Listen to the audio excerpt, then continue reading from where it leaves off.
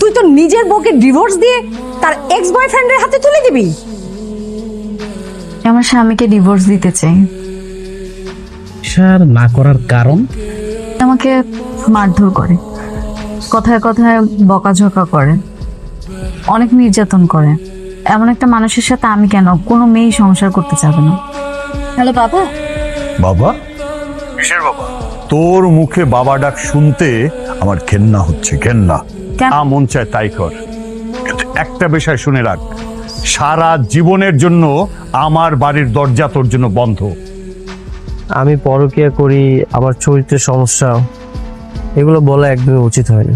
আমি এতটাও তো খারাপ না। কিন্তু আমার কি দোষ? আপনিই তো বললেন আমাকে ওইখানে গিয়ে বেশি করে আপনার নামে দুর্নাম করতে, তাহলে নাকি তাড়াতাড়ি ডিভোর্স হয়ে যাবে। হ্যাঁ, এই সপ্তাহের মধ্যে ডিভোর্স হয়ে যাবে, আর ডিভোর্সটা হয়ে গেলে আমি তোমার কাছে চলে আসবো। আচ্ছা ওসব বাদ দাও, তুমি কি তোমার হাজবেন্ডের সঙ্গে ঘুমাও নাকি আলাদা করে থাকো? একই ঘরে ঘুমাই কিন্তু আলাদা বিছনায়। রিশাদ অনেক ভালো মানুষ। সাবধানে থাকো। আচ্ছা। দেখছো তোমার হাজবেন্ড কিভাবে তাকিয়ে আছে? মনে হচ্ছে তো রাগ করতেছে। আরে না না, রাগ করবে কেন? উনি তো আমাকে এখানে নিয়ে আসলো তোমার সাথে কথা বলার জন্য। তোমাকে একটা কথা বলি। জি বলুন।